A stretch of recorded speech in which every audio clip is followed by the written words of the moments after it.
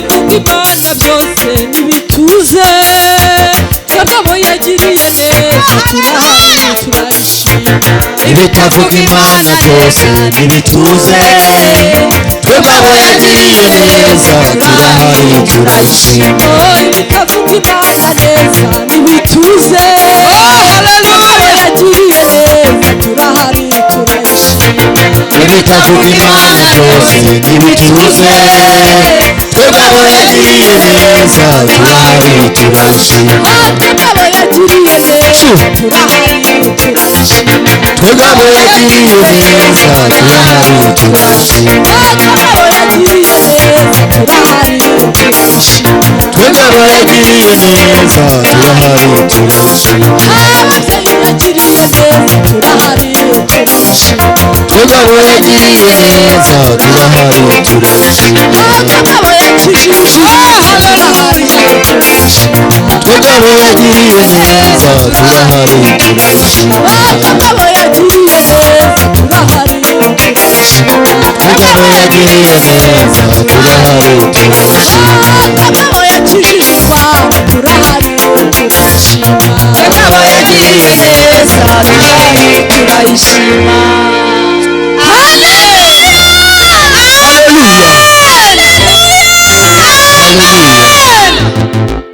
Amen. Amen. Turahari turayishima.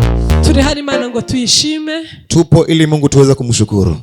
turi hano ngo tuyivuge neza. Tuko mahali hapa tuweze kumzungumzia Mungu vizuri. Dufite byinshi Imana yadukoreye, Tuna vitu vingi ambavyo Mungu ametutendea. turahari ngo tuyishime. Tupo siku. Neno la Mungu linasema Ngo Yesu Kristo uko yararejo, Yesu Kristo alivyokuwa uyu jana, munsi niko ari, hata leo ndivyo kandi alivyo. nikazahora iteka Atabaki kuwa ryose. hivyo milele daima. Haleluya, Amen. haleluya, Haleluya. izina ry'Uwiteka rishimwe. Jina la Bwana litukuzwe. Reka tuganire ijambo ry'Imana, Acha tuzungumze kwa pamoja neno la Mungu. kandi nanjye ndakomerezaho buriya. Na mimi pia nitaendelezea hapo. Ite message ivuga ngo Nina ujumbe unasema Imana igiye kongera kugutumaho umuntu w'Imana. Mungu anakurejea kukutumania mtu wa Mungu. Haleluya. Amen. Imana igiye kongera kugutumaho umuntu Mungu w'Imana. anaenda kurudi kutumania mtu wa Mungu. Imana ntiri hano ngo tuyirebeshe amaso, Mungu hayupo hapa kwetu tumuone kwa macho. ariko ifite abantu bayitirirwa. Mungu ana watu wake ambaye wanaitiwa jina lake. Haleluya. Amen. Haleluya. Amen. Imana iduhane umugisha. Mungu atubariki kwa pamoja. Kadusome igitabo cy'Abami ba kabiri. Tusome kitabu cha Wafalme wa pili. Turasoma igice cyaho cya 4. Tutasoma sura yake ya 4. Duhere ku murongo wa mbere. Tutaanzia kwenye mstari wake wa kwanza. Dusome mu izina rya Yesu. Tutasoma katika jina la Yesu. Bukeye umugore umwe wo mu bagore b'abahanuzi Basi asubuhi moja mwanamke wa kinabii asanga Elisa aramutakambira ati, alimulilia Elisha na kusema, umugaragu wawe ari wo mugabo wanjye yarapfuye, mtumishi wako mume wangu alikufa, kandi uzi ko uwo mugaragu wawe yubahaga Uwiteka, na tena unajua huo mtumishi wako alikuwa anamheshimu Bwana. none umwishyuza araje, Hivyo mlipisha deni amekuja, arashaka kujyana abana banjye bombi ngo abagire imbata ze. anahitaji kuwapeleka wanangu wote akawafanya watumwa wake. Elisa aramubaza ati, Elisha akamwambia na kumuuliza, none se nkugire nte? hivi nikufanyie nini? Mbwira niba hari icyo ufite imuhira. Nambie kama kunacho kitu nyumbani. Nawe ati, Akasema, umuja wawe ntacyo mfite imuhira, mimi mjakazi wako sina kitu nyumbani keretse agaherezo kutuvuta, ila chupa ya mafuta kiasi. aramubwira ati, Akasema, genda utire ibintu birimo ubusa nenda ukateke vyombo vilivyokuwa wazi mu baturanyi bawe bose, katika majirani zako zote, ariko ntutire bice, lakini usilazime vyombo vichache, maze winjirane mu nzu n'abana bawe ukinge, na ukajifungie ndani ya nyumbani mwako na wanao ukafunge. utwo tuvuta udusuke muri ibyo bintu byose, Tumafuta tumimine katika vyombo vyote, ikintu cyose uko cyuzuye ukibike. chochote chombo kilichojaa ukihifadhi. Nukamusigaho, Basi akamwacha hapo, yinjirana n'abana be mu nzu arakinga, akaingia ndani ya nyumba na wanawe akafunga. bamuzanira ibyo bintu asukamo, Wakamletea vyombo hivyo akamimina mafuta. nuko ibyo bintu bimaze kuzura, vyombo vilivyojaa mafuta. Abwira umuhungu ati, akamwambia kijana yake kusema, ongera unzanire ikindi kintu, niletee tena chombo kingine. nawe aramusubiza ati, naye na kumjibu kusema, nta kindi gisigaye. akamwambia hakuna chupa lingine limebaki. uwo mwanya amavuta arorera kuza. Muda huo mafuta ikakauka. hanyuma asanga uwo muntu w'Imana, na tena akarudi katika huyo mtu wa Mungu, aramubwira ati, na kumwambia, arabimubwira, akamueleza. nawe ati, naye akisema, genda ugurisha ayo mavuta, enda kauze hayo mafuta, wishyura umwenda wawe, ukalipe deni lako, asigara agutungane n'abana bawe, yatakayobaki yaweze kukutunza wewe na wanao. Amen. Amena. Amena. Haleluya. Haleluya. Haleluya. Haleluya. Imana iduhane umugisha. Mungu atubariki kwa pamoja kubwo kumva ijambo ry'Imana, kwa ajili ya kusikia neno la Mungu. ariko ijambo ry'Imana dusomye, lakini neno la Mungu ambalo tumelisoma na makuru y'umuntu w'Imana Elisa. ni habari za mtu wa Mungu ambaye ni Elisa. Elisa mu gutangira gukoreshwa n'Imana, Elisha kuanza kutumiwa na Mungu, yabanjije kugendana n'umugaragu w'Imana Eliya. alitangulia kutembea na mtumishi wa Mungu Eliya. Eliya Imana yagiye imukoresha ibintu bikomeye, Mungu akawa anamtumia mambo makuu Eliya, byinshi ntarondora, vitu ambavyo ni vingi siwezi kuvieleza. muzasoma iki gitabo cy'abami ba mbere, mje kusoma kitabu hiki cha Wafalme wa kwanza, cyane cyane uhereye mu gice cya 17, sana sana anzia kwenye mlango wa 17. Eliya yaratangiye kugira uburakari. Eliya alikuwa ameanza kuwa na hasira kubwa sana. Abona Abisiraheli bari gukora ibyangwa n'amaso y'Uwiteka, anapotazama Wanaisraeli wanafanya mambo ya kuchukizwa na macho ya Mungu, agira ishyaka ry'Imana, na akawa na bidii ndani yake ya Mungu, agira ifuhe ry'Imana, na akawa na ghadhabu kubwa sana ya Mungu. niho yatangiriye ahagarika imvura n'ikime imyaka 3 n'amezi 6. Ndipo alisimamisha mvua na manyunyu yake miaka 3 na miezi 6. Iyo usomye icyo gice cya 17, ukisoma huo mlango wa 17, cya 18 ndetse na 19, hata 18, 19, uzasomamo ibintu byinshi yagiye akora. Hapo ndani tutasoma vitu vingi alienda akitenda. Ariko ntabwo Eliya ngiye kuvuga, lakini sio Eliya leo naenda kumzungumzia, ahubwo iki gitabo cya kabiri cy'abami, bali kitabu hiki cha pili cha Wafalme gitangirana n'inkuru, kinaanzana na story zongera kugaruka Eliya, habari ambazo zinarejesha Eliya. yasaga nkaho arangije umurimo we, ilikuwa inaonekana kama mefunga na kumaliza kazi yake, agiye kuzamurwa mu ijuru, na akienda kupandishwa huko mbinguni. ariko nk'uko tubizi, lakini kama tunavyojua, yari yaragendanye na Elisa, alikuwa ametembea kwa pamoja na Elisha. Elisa umugaragu wa Eliya, Elisha alikuwa ni mtumishi wa Eliya, amuberaho icyitegererezo, na akawa mfano kwake. Elisa areba ibintu Eliya yakoresheje, Elisa akaangalia Eliya vitu alivyotumia, nawe agira icyifuzo cyiza, nawe akawa anahitaji ndani yake nzuri.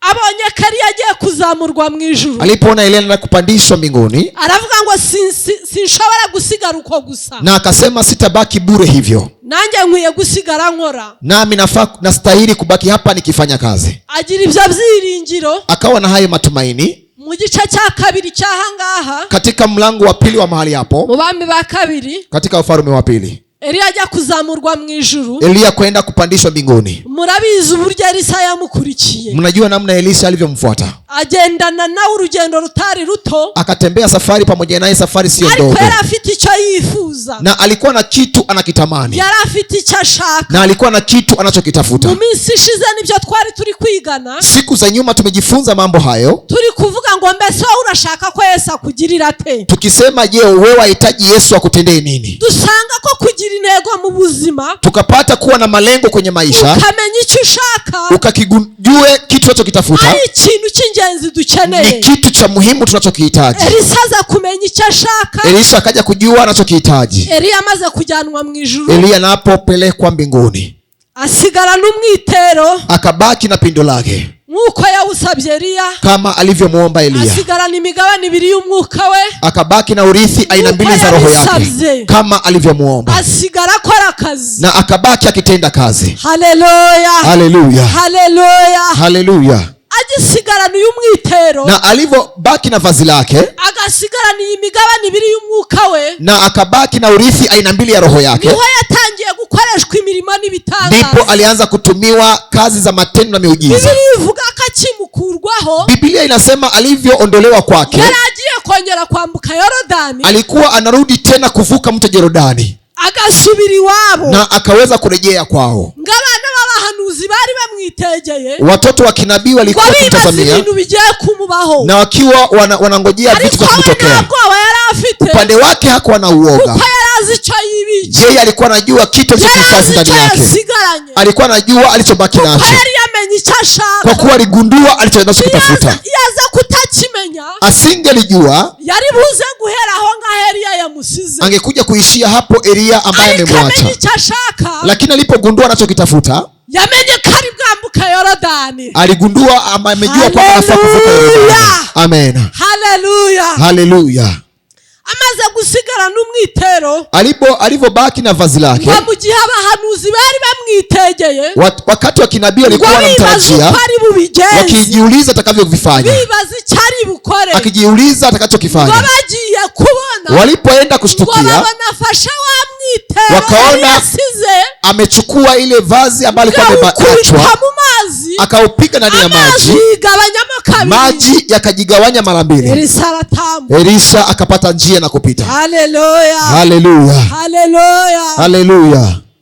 Aho niho yatangiye kubona ko ibintu byemeye neza. Hapo ndipo alipata kujua vitu vimekubali vizuri. Yakomeje urugendo, aliendeleza safari. Abantu bamubona, watu wakimuona, bamubona mu mwuka w'Imana, wanamuona ndani yake roho wa Mungu, wari uri muri Eliya, na yule aliyekuwa ndani ya Eliya. Abantu baramwitegereje ngo mu mudugudu umwe, watu walimchungulia katika mji mmoja, bamubonye, walipomuona baramubwira ngo muntu w'Imana, wakamwambia ewe mtu wa Mungu, tubona dufite ikibazo, hata kama unatuona tuna shida, ubona tuba sehemu ya hapa tunaishi, maji ya hapa ni machungu, tuko hali vibaya, hatuna namna ya kufanya.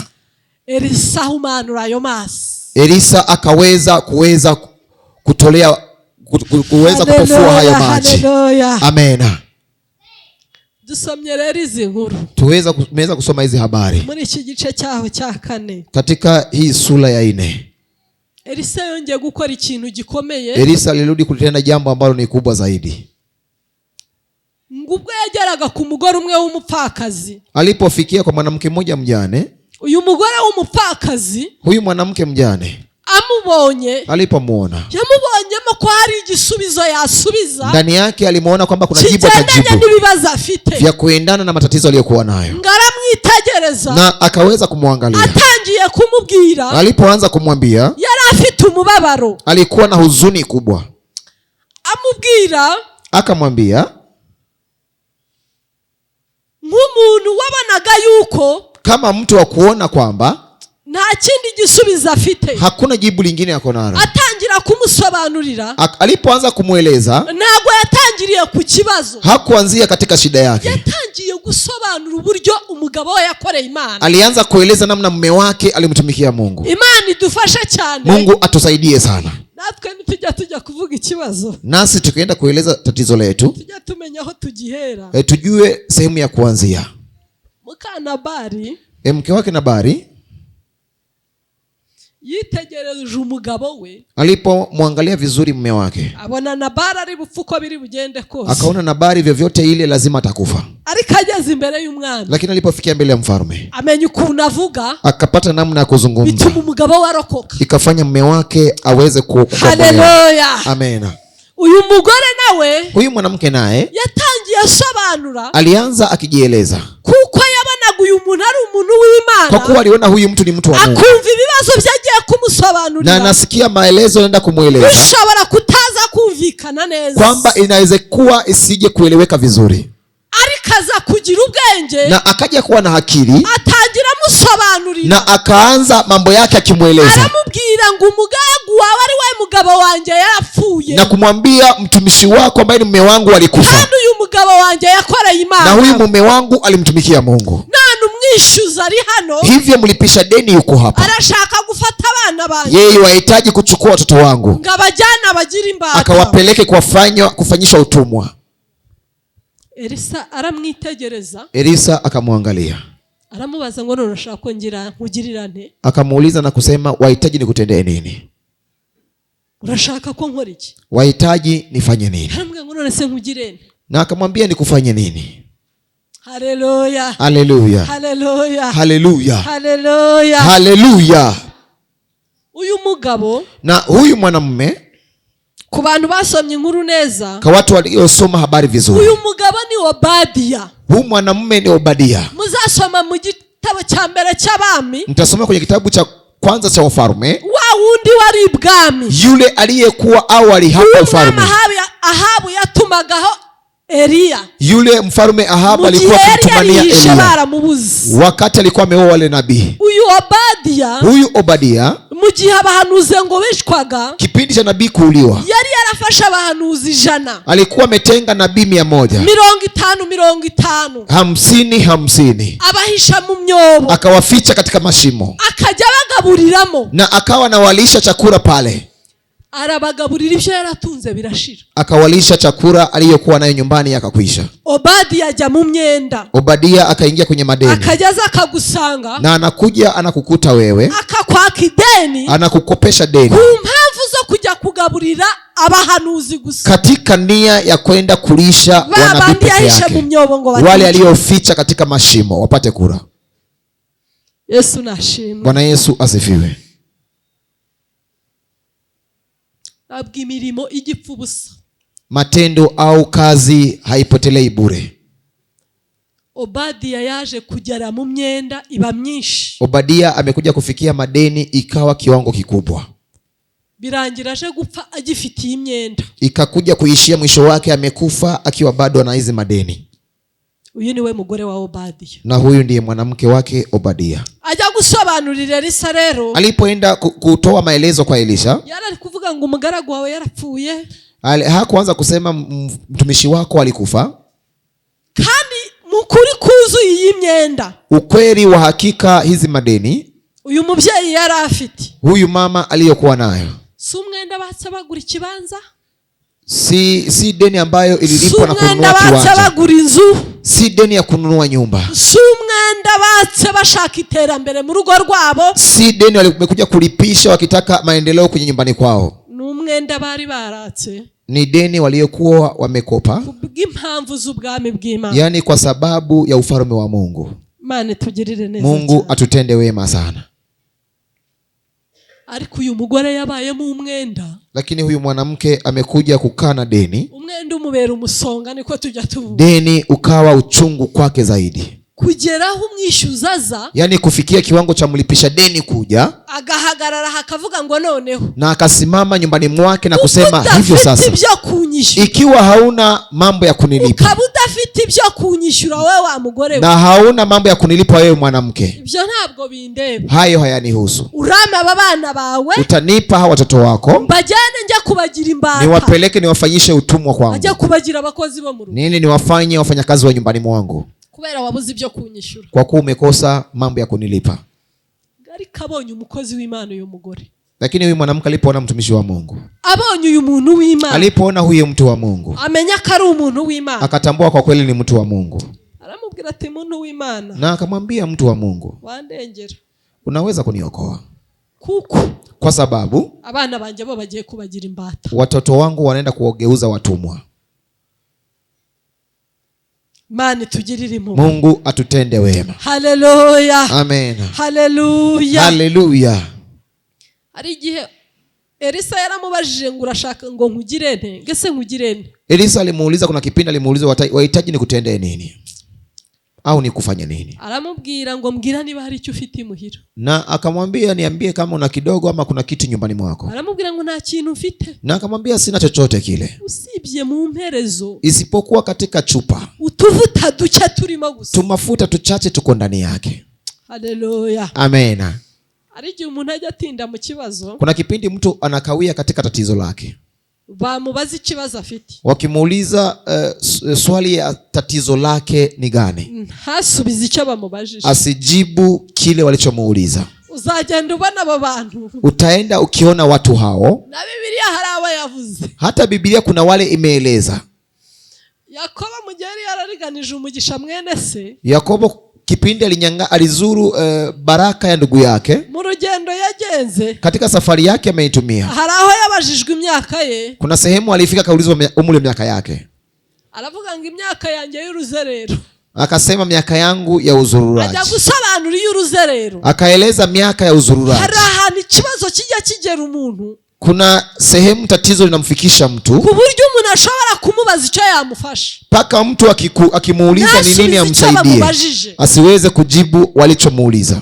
Ibyo byabaye kuri uriya muntu, hivyo vilitokea katika yule mtu. Biblia ivuga ari umaze imyaka 38 ku kidendezi. Biblia inaeleza ambaye alikaa miaka 38 katika kisima. Uzasome neza uyu muntu, soma vizuri huyu mwanamke. Biblia ntabwo ivuga igihe yari amaze avutse. Biblia haielezi kipindi alichokaa kwa kuzaliwa, ahubwo ivuga imyaka yamaze ku kidendezi, bali Biblia inaeleza miaka ya kukaa kwenye kisima. Kandi ntekereza yuko, na nadhania kwamba ntabwo yageze ku kidendezi akivuka, hakufikia kwenye kisima hicho kwa kuzaliwa kwake. Kuna kipindi kingine alikaa kwa mahali fulani ambaye hatujui kiwango chake ama miaka yake, lakini amekuja kutolewa miaka ya mahali hapo akipelekwa kwenye kisima, kwa kuwa alitolewa mahali hapo kwa kukaa muda mrefu apelekwe kwenye kisima apate uponyaji. Lakini Yesu kipindi alichomuona na alipomuuliza wahitaji ni kutende nini, ntabwo yahise avuga ngo ndashaka gukira. Hakusema mara moja kwamba anahitaji kupona, ahubwo yahise atangira gusobanura uburyo yageze ku kidendezi, bali alianza kutoa maelezo kwamba anapofika kwenye kisima yagiye kwinagamo, akienda kujitupa ndani yake, ngabandi bamutangamo, wengine wenzake wanamtangulia na kupata kupona. Zira ni impamvu zo kurengwa n'ibibazo, zile ni sababu za kupitiwa na matatizo, ni impamvu zo kurengwa n'ibibazo, ni sababu za kuzidiwa na tatizo. Uyu mugore yari afite ikibazo gikomeye. Huyu mwanamke alikuwa na tatizo kubwa zaidi. Nawe ntabwo yatangiriye kukuvuga ngo njyewe, yeye hakuanzia kusema mimi hapa utuvuta duke mu mperezo, nina tumafuta kidogo kwenye chupa. Nawe yatangiye avuga ngo nta kintu ufite. Yeye alianza kumuuliza, je, hakuna kitu ulicho nacho? Ngo keretse utuvuta. Naye akajibu kusema isipokuwa tumafuta. Yatangiriye kuvuga ko nta kintu afite. Alikuwa ameanzia mwanzo kusema hana chochote. Alijutinda mu kibazo. Kuna kipindi unakawia kwenye tatizo lako, ugahita ubona nta gisubizo gihari, paka unaona kwa kweli kwa muda huu hauna jibu lilokuwepo. Nukuvuga ngo ibyiringiro biba byashize, maana yake matumaini kwako yamekwisha. Ntabwo buri kubona igisubizo aho cyava, hauoni tena kamwe wapi jibu litatokea. Ubaye utekereza ko hari igisubizo cyava, iwapo kama utarajia kuna sehemu ya kutokea majibu yako, uba wavuga uti reka ntegereza nihanganye, ingelikuwa labda utasema nivumilie, ningoje kwa kuvumilia. Ibyo byose nimbona okungirira neza, yani yoyote yale nikipata mtu akunitenda wema, ndahita mubwira uko bizagenda kugira ngo noroherwe, tayari nitamueleza namna itakavyofanyika niweze kupata urahisi. Ariko iyo umuntu atinze mu kibazo, mtu anapokawia kwenye shida yake, hari igihe abatazi n'igihe igisubizo cyaza, kuna kipindi hajui hata jibu linapotokea, abatumva, anakuwa hasikii icyo yavuga, chochote cha kuzungumza, abagoswe n'ibibazo gusa, anakuwa amezungukwa na shida peke yake, na bisubiza babona, hana majibu anayoyaona. Uyu mubyeyi nta bisubizo yabonaga, huyu mwanamke hakuwa anaona majibu, nta cyerekezo yarebaga, hakuwa anaona mwelekeo mbele yake. Uwa mbere yari yishingikirijeho, wa kwanza ambaye alikuwa anatumainia ni umugabo we, ni mume wake. Umugabo wa gihari, mume wake akiwa hai, yumvaga kazishyura umyenda nk'ibisanzwe, alikuwa anahisi kwamba atalipa deni kama kawaida. Ibyo ntago yumvaga ari inshingano cyane, hayo hakuwa anaona kwamba ni majukumu ya kuzidi sana. Lakini mume wake alipokufa, ibyiringiro byari bitakaye, tumaini lake likawa limepotea. Ariko abonye umuntu w'Imana, lakini alipoona tena mtu wa Mungu kwake, aravuga ngahari, na akasema japo kuwa reka mubwire yagira icyo akora, acha nikamueleze shida zangu, yaweza kuwa apate jambo la kufanya. Haleluya, amen, haleluya, amen. Darangije ngaramubwira, alipomaliza na akamwambia, aramubwira ngo noneho rero, na akamwambia hivyo sasa, genda utire ibintu, enda ukalazime vyombo. Aramubwira ngo kandi ntutire biki, na tena usije ukalazima vichache. Ngo umugore ajya mu baturanyi, mwanamke akaelekea kwenye majirani zake, aratira, na akalazima kweli, aratira, akalazima kwa kweli, ngarabizana, akavikusanya na kuleta, arabizana ibyo gusukamo, na akavileta vyombo vya kuweza kutia mafuta. Ariko mu bigaragara, lakini katika ukweli, iyo witegereje unapochungulia na kutazama vizuri usanga uyu mubyeyi unakuta huyu mwanamke nubwo yari afite ikibazo, hata kama kwa kweli alikuwa na shida, nubwo yari afite umwenda umuremereye, hata kama alikuwa na deni lilo nzito kwake, ariko uyu mubyeyi yarabanaga. Lakini huyu mwanamke aliweza, uyu mubyeyi yari afite imibanire n'abandi bantu. Huyu mwanamke alikuwa na mahusiano ama ujirani mwema na wenzake. Waruzi ko ushobora guturana n'abantu, unajua unani zake, kuko ntabwo yatiye biki, kwa kuwa hakulazima vyombo vichache. Biblia ivuga yuko, Biblia inasema kwamba amaze gutira, alipolazima vyombo yarabizanye, aliweza kuvileta, ngakimara kubizana, alivyovileta ngo yinjirana mu nzu n'abana be, akaingia nyumbani mwake na watoto. ngo muntu w'Imana namusiga inyuma hanze, mtu wa Mungu akamwacha nyuma tena nje, yinjirana n'abana, akaingia ndani ya nyumba na watoto wake. Iyo ngeze kuri iri jambo, ninapofikia neno hili, iki cyari ikimenyetso, hii ilikuwa ni ishara cyo guhuza umutima, la kuunganisha moyo, cyo kwiyegeranya, bakiyegeranya ubwabo, vya kuweza kujikusanya na kuunganika tena, bihererana n'Imana, wakaweza kujitenga pamoja na Mungu. Muririmbyi wa 50, mwimbaji wa 50 ararimbye ngo muse mwenyine twihererane, alisema njoni peke yenu tuweze kujitenga, musanga ahantu hatari abantu, munikute sehemu sio na watu, ngo imiruhira baruhije, ona michoko imewachosha, urusaku rurabarembeje, kelele imewazidi. Nawe yahise abahamagara, naye aliweza kuwaita, wakaingiana kwa pamoja ndani ya nyumba, wakajifungiania ndani ya nyumba. Cyari ikimenyetso cyo guhuza umutima, ilikuwa ni ishara ya kukutanisha mioyo. Ubutaha tuzigana inyigisho, siku nyingine tutajifunza somo moja ivuga uburyo ubumwe bwose, ambayo inaeleza umoja wa aina yoyote, ubumwe bwose, umoja wa aina yoyote, uburyo buhagurutsa Imana, namna inaweza kusimamisha Mungu. Ubumwe bwose aho buva bukagera, umoja sehemu utokapo na unapofika, buhagurutsa Imana, unasimamisha Mungu. Nayo mpamvu ijambo ry'Imana ryavuze, ndio sababu neno la Mungu likasema, abantu babiri cyangwa sehemu ya wawili au watatu ngo bateraniye, walipokusanyikia, ngo nanjye nzururuka mbe hagati, nami kama Mungu nitashuka niwe katikati yao. Imana ishimwe cyane. Mungu wetu asifiwe. Haleluya. Amen. Ngo bamaze kwiyegeranya, walipojikusanya, wa mubyeyi yule mama tena arangije afata twatuvuta, alipomaliza akachukua tu mafuta, ngarangije agenda asuka muri buri kimwe, alipomaliza akaweza kumimina katika kila chupa. Niba harabagaho ibibindi cyangwa byara amajerekani, sijui wakati huo kulikuwa na mitungi ama nyungu hapana, mimi sijui kulikuwa na vyombo vya aina gani, akagenda gasuka muri kimwe, akawa anakimwagia chombo kimoja kinajaa mafuta, agasuka mu kindi, anakimwagia chombo kingine tena, agasuka mu kindi, anakimwagia chombo kingine tena kinajaa, agasuka mu kindi, anakimwagia chombo kingine kinajaa, kugeza ubwo bya bintu byose yatiye, kufikia wakati vyombo vyote alivyolazima ngo byuzuye, vyote vikajaa mafuta. Imana ishimwe cyane. Mungu wetu asifiwe. Imana himbazwe. Mungu asifiwe tena. Arangije, alipomaliza, bimaze kuzura byose, vilipojaa vyote, ngo ya mavuta ahagarara kuza, yale mafuta yakakauka kutokea. Nibwo yabonye gukingura byamaze kuzura, ndipo alipata kufungua mlango wa nyumba, vyombo vilipojaa mafuta. Yigeze yinjirana n'uwo muntu w'Imana, hakuingia ndani ya nyumba na huyo mtu wa Mungu. Message apfa kuba yari yayimuhaye, bora tu ujumbe alikuwa amempatia, ahubwo icyo yamubwiye amaze kugikora, bali kile alichomwambia alipomaliza kukifanya, nibwo yabonye kongera kingura umuryango, ndipo alifungua mlango tena, akarudi tena nje, aramubwira ngo nabikoze, na akasema nimevifanya. Ngarangije aramubwira ngo noneho genda ugurishe, na akamwambia hivyo, enda ukauze, ngo hanyuma ubundi wishyura umwenda, na tena upate kulipa deni.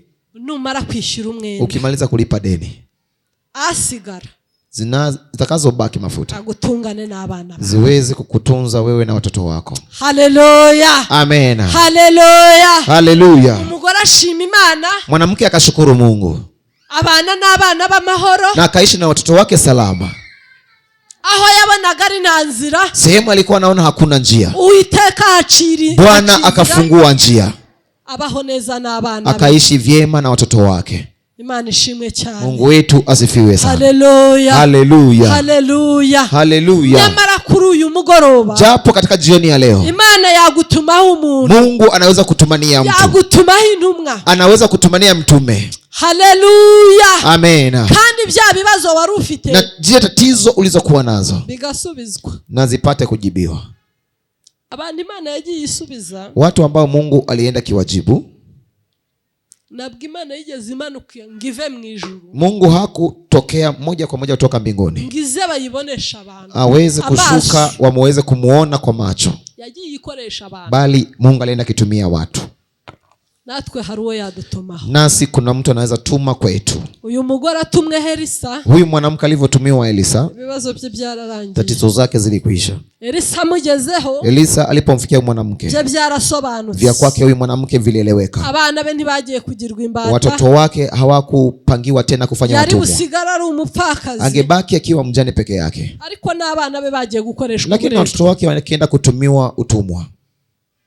Nago Biblia ivuga yuko uyu mwenda yari afite, Biblia haielezi kwamba deni alilokuwa nalo yari ufitiye umuntu umwe, kwamba alikuwa ni deni la mtu mmoja. Biranashoboka ko hari n'abandi bari buze kumushaka, inawezekana baada ya huyo kungekuja wengine wakuja kumtafuta, nabo bakajya kumukoresha uburetwa, na wao pia wakuje kumtumia utumwa. ariko Imana ishimwe, lakini Mungu asifiwe, tureberera kwa kuwa anatuangalilia ahantu tutareba, sehemu sisi tuweze tukaona. Imana tugerera ahantu Mungu anatufikia sehemu tuweze tukafika. Imana tuvuganira ahantu Mungu anatutetea sehemu tuweze kujitetea. Imana ihimbazwe. Mungu asifiwe.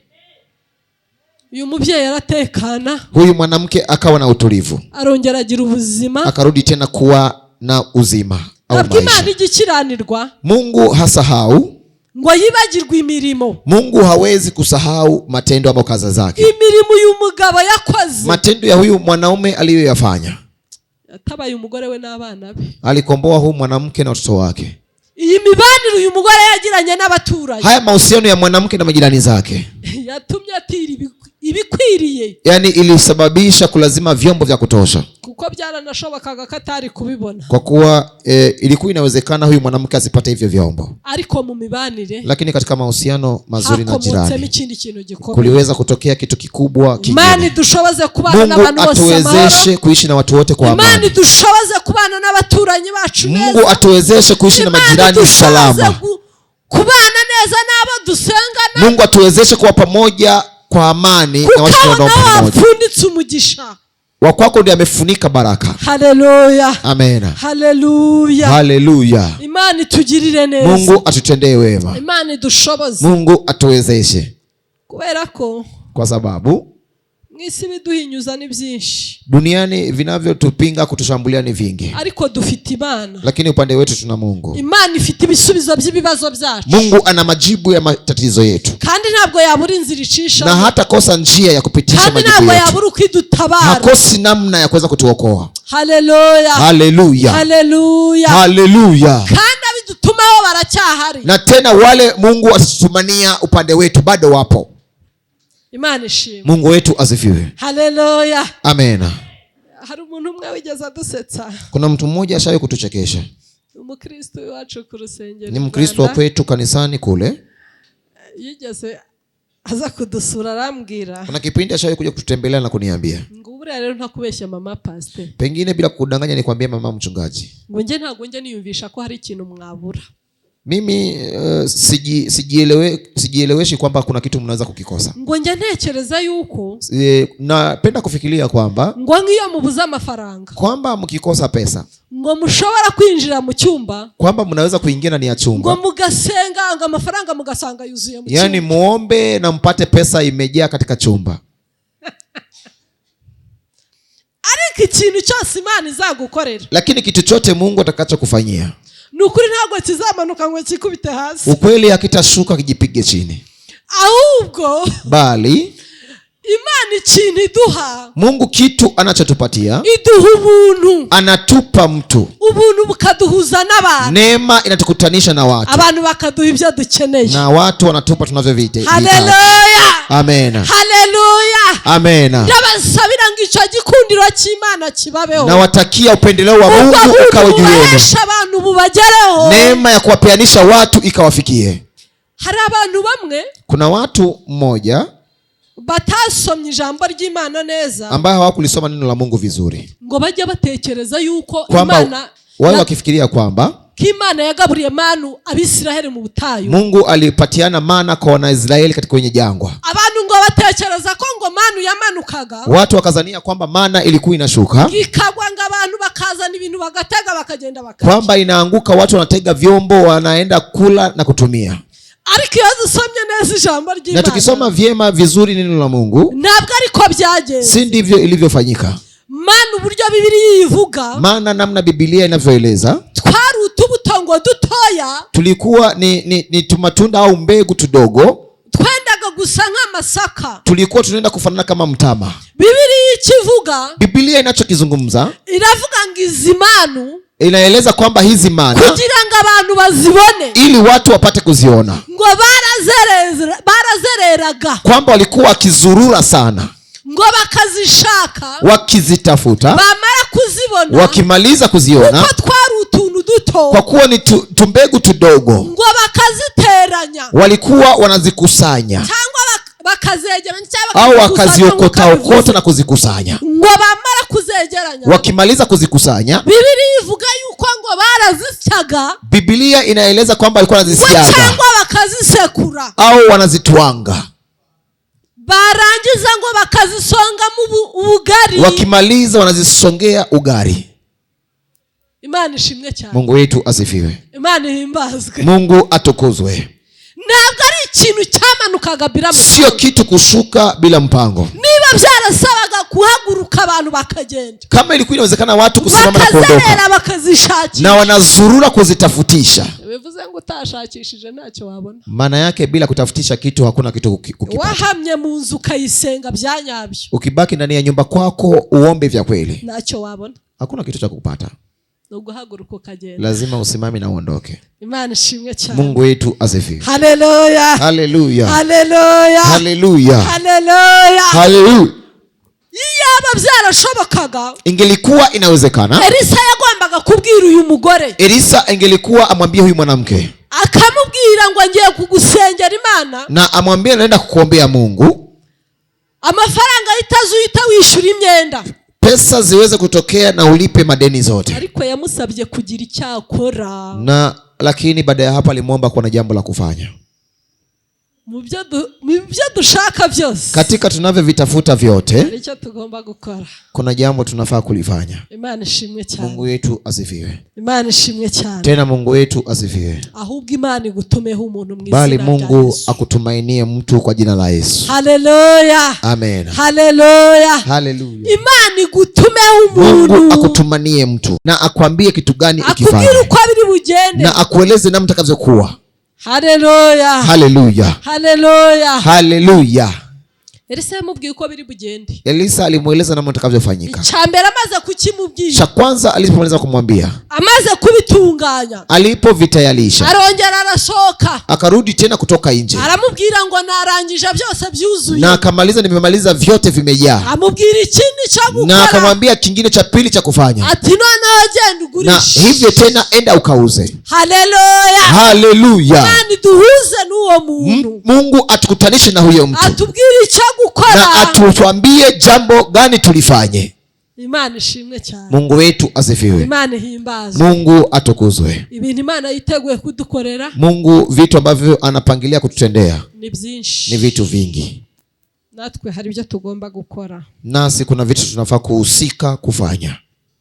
Imana ishimwe cyane. Mungu wetu asifiwe. Imana ihimbazwe. Mungu atukuzwe. Imana rero iduha imbaraga. Mungu atutie nguvu. Imana iduha imbaraga. Mungu atupe nguvu. Imana idushoboze. Mungu atuwezeshe. Yesu yasengeye abigishwa. Yesu aliwaambia wanafunzi wake, aravuga ngo data, na akasema Baba, sinsabye abantu bakure mu isi, sijaomba hawa ukawaondoe duniani, ahubwo uyibarindire, bali ukawalindie ndani ya dunia hii. Yesu yaravuze ijambo rikomeye. Yesu alitamka neno nzito. Iryo jambo kuvuga ngo sinsabye ngo bakure mu isi, neno la kusema sijaomba utoe duniani, bali ukawalinde katika dunia hii. Byari kugira ngo bamenye system y'isi. Ilikuwa ni ili kwamba wakagundue na kujua system ya dunia. Bamenye uko bagenda, wajue namna ya kutembea. Bamenye uko bakora, wapate namna ya kufanya kazi. Wajue namna kuishi na watu. Umukozi amenye ukabana n'umukoresha. Mfanyakazi ajue namna ya kuishi na bosi wake. Umukoresha amenye ukabana n'umukozi. Na pia bosi ajue namna ya kuishi na mtumishi, mfanyakazi wake. Bityo bityo. Namna hiyo na hiyo. Haleluya. Amen. Haleluya. Haleluya. Pastor Deborah mu minsi ishize. Pastor Deborah katika siku za nyuma kidogo yaduhaye urugero. Alitupa mfano kidogo. Aratubwira ngo birashoboka ko ushobora kuba uri umukobwa. Eti kwamba inawezekana yaweza kuwa wewe ni binti au msichana. Imana yarakubwiye ko izaguha umugabo. Mungu ikiwa alikuahidi kwamba atakupa mume. Ariko aravuga ngo ibyo yakubwiye. Na akasema hayo Mungu aliyokuambia. Nawe ukwiye kuba ufite icyo ugomba kubikoraho. Na wewe unafaa kuwa na jambo la kuhusika kuyafanya. Aratubwira ngo ntushobora kuba uri umukobwa witeguye kuba umugabo. Na akasema huwezi kuwa binti ambaye anatarajia kupata mume. Kuba umukobwa witegura kuba ku rugo cyangwa kubona umugabo. Haifai kuwa wewe ni msichana unatarajia kupata ndoa ama kupata mume. Nguzaje ufatanga ibijipo nka 2 cyangwa 3 ngo bigerekeranye. Wewe ukichukua kama skati 1, 2, 3 uvivaliane kwa pamoja.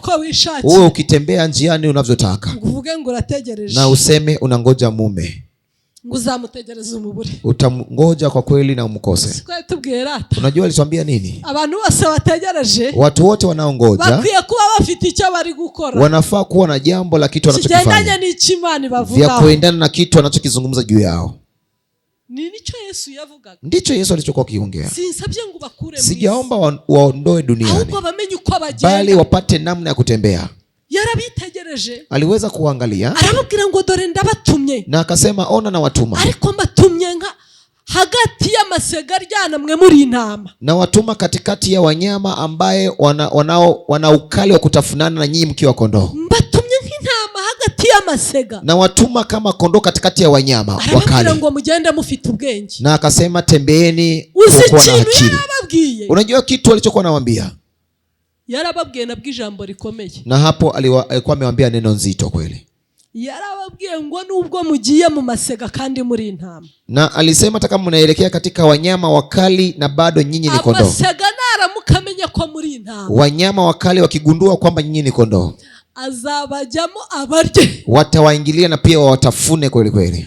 Mukwiye kumenya uko mugende. Unafaa kujua namna ya kutembea. Nimwiyerekane ngo muvuge uburyo muri intama. Na msijionyeshe na kuonekana namna nyinyi ni kondoo. Namwe mumenye uko mugenda. Nanyi pia mpate namna ya kujua matembezi yenu. Amasega namenya ko muri intama. Wanyama wakali wakigundua nyinyi ni kondoo. Bizaba biranje. Azaba. Mutakwisha na yatawatafuna kweli kweli. Imani dushoboze. Mungu atuwezeshe. Imani duhimbaraga. Mungu atutie nguvu tena. Tumenye uko tujue system ya dunia ilivyojengwa. Haleluya. Amen. Haleluya. Haleluya. Haleluya. Haleluya. Hari icyo umuntu w'Imana yagombaga gukora. Kuna kitu cha huyu mtu wa Mungu alikuwa anahusika kukifanya. Ariko n'uyu mupfakazi hari icyo yagombaga gukora. Na huyu mjane kuna kitu alikuwa anafaa kuhusika kukifanya. Icyo yagombaga gukora. Kile alikuwa anafaa kukifanya. Cyari gishingiye uko yitwaye ejo hashize. Kilikuwa kinasimamia katika jana yake alivyokuwa amejipeleka. Imani dushoboze. Mungu atusaidie. Imani duhimbaraga. Mungu atutie nguvu zo kumenya icyo dukora. Za kutambua jambo la kufanya. Umuntu w'Imana natugera. Mtu wa Mungu akitufikia. Nabwo tube dufite icyo gukora. Na hapo tuwe na jambo tayari la kufanya. Tube dufite icyo twibitseho. Tukijua ni kitu gani tumekihifadhi ndani yetu. Imani duhanu. Mungu atubariki kwa pamoja. Mwakire neza ijambo. Pokeeni vyema neno la Mungu. Mana mwizina rya Yesu. Mungu katika jina lako Yesu. Uri data wa twese mwema. Wewe ni baba wa sote mwema. Ijambo ryawe ni ukuri. Neno lako ni kweli. Kandi n'abagusenga na wale wa kuombao bakwiye kugusengera mu kuri no mu mwuka. Na wanafaa kukuomba katika kweli na turi hano nk'abana bawe. Tupo hapa na wanao. Dufite amasezerano menshi atandukanye. Tuna ahadi na agano nyingi zilizo tofauti. Wavuganye natwe byinshi bitandukanye. Ambazo ulisema nasi vingi tofauti. Nutumenyesha icyo gukora mu gihe na utujulishe jambo la kufanya katika mahi. Kugira ngo tumenye icyo tugomba gukora. Ili tukajue jambo gani tulifanye. Kukuri Imana itabeshya. Kwa kuwa wewe ni Mungu siye muongo. Iyo uvuze urabikora. Ukisema unatenda. Ibyo ugambiriye kuri twe ni byiza. Yale umekusudia kwetu ni mazuri. Kandi ni byinshi. Na tena ni vingi. Ubuntu bwawe ni butubeho. Neema yako ikawe juu yetu. Kuko wavuze ko ijambo ryawe litazasubira y'ubusa. Kwa kuwa ukasema neno lako halitarudi bure. Ahubwo ko rizasohoza icyo waritumye. Bali litatimiza ulichotuma kwetu. Ijambo ryawe rero nirisohoza icyo waritumye muri iteraniro. Neno lako likatimize ulichotuma katika ibada ya leo. Icyo tugomba kumva ari cyo twumva. Tunacho hitaji ama kutamani kusikia tukisikie. Urakoze turagushimye. Ni asante tunakushukuru. Nuhabwe icyubahiro. Na utukuzwe Mungu wetu. Tugukomeye amashyi tugushima. Tukupigia makofi na shangwe na vigeregere. Katika jina lako Yesu Kristo.